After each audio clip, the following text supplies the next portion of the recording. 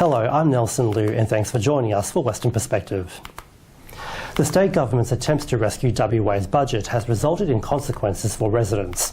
Treasurer Ben Wyatt has increased the cost of electricity to help fix WA's budget, causing bills since 2017 to skyrocket and paying them more difficult by tightening conditions of the hardship utilities grant scheme. But with power prices continuing to rise as a result of the state budget, people remain at risk of power shutoffs, and we investigate what can be done to arrest the cost to households.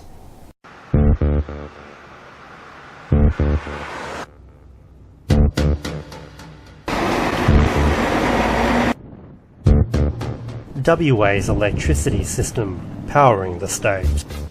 The lifeline of homes, businesses, essential services and lives of Western Australians. We transmit and distribute energy over such a long distance to get it to its point of consumption. But while WA relies on the state's power network, people are being hurt by rising electricity prices. They're having a real problem. Western Australia's Labor government increased electricity costs among household charges when it was elected in 2017, after it was left with a record debt and deficit following the state's former Liberal Party government. It's resulted in households fearing power shutoffs as residents struggle to pay their power bills. It's about finding solutions to the problem we have at the moment.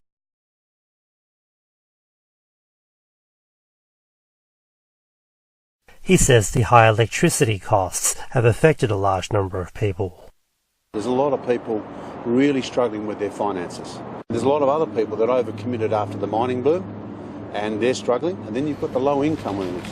There's 100,000 West Australians unemployed that are looking for work.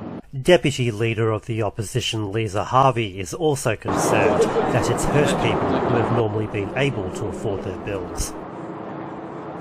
I had a friend of mine, same age as me, she's got 4 children, and she had a power bill come in for over $1,000, and she said, I just don't know how to pay for this.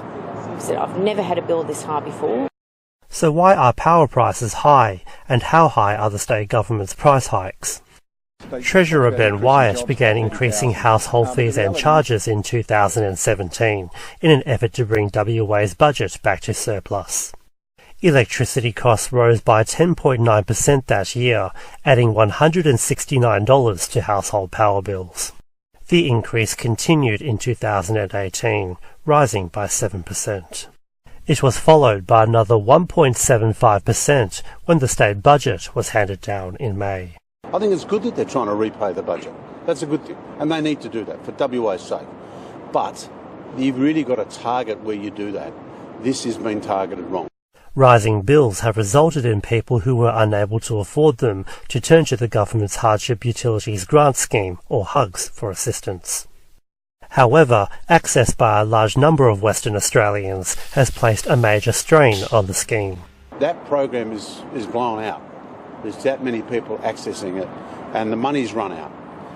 There are concerns it's being caused by utilities who are not helping them, but instead directing them to HUGS. It's resulted in tougher requirements to access it. Now, we've seen a tightening of the criteria around applying for HUGS. You're now at the point where you have to be facing the embarrassment of merely having your power turned off and the embarrassment of being in arrears in your bills over a period of time before you can access HUGS.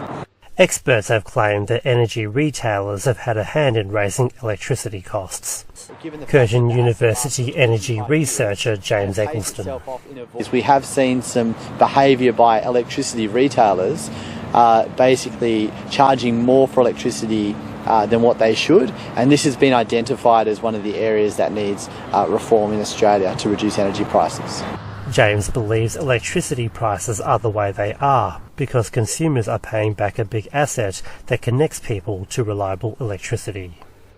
However, there are ways to reduce the cost of electricity, such as renewable energy.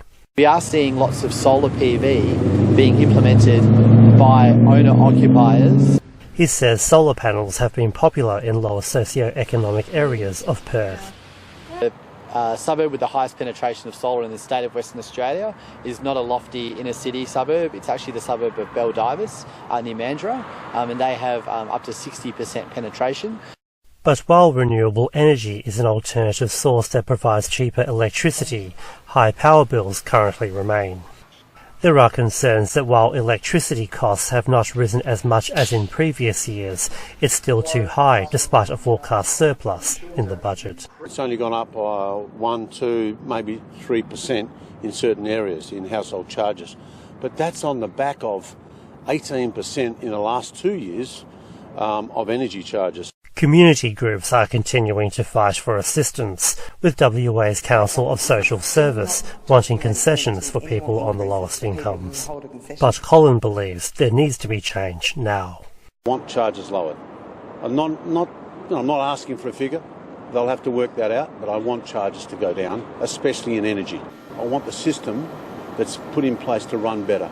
They can do that. They have control over those agencies and those utilities. I want that system run better so people get genuine support in their hardship payments before they go into hugs. So we're there for them. We're fighting for them. We're trying to make sure that they're protected when they're most at need. And that's all the time we have for this week. We'll be back with an all-new series of WP in 2 weeks. But until then, it's back to you. Nelson, thank you very much. This week's main news again. After 7 months of deliberation between the state government and the local lobster industry, negotiations have ceased after failing to reach an agreement on the proposals. A survey was put to the industry, but there was not enough support to sign off on the deal to increase lobster supply. That's our news for this week. We have the latest on our website and Facebook page. Until next Sunday after 8, good evening. Good night.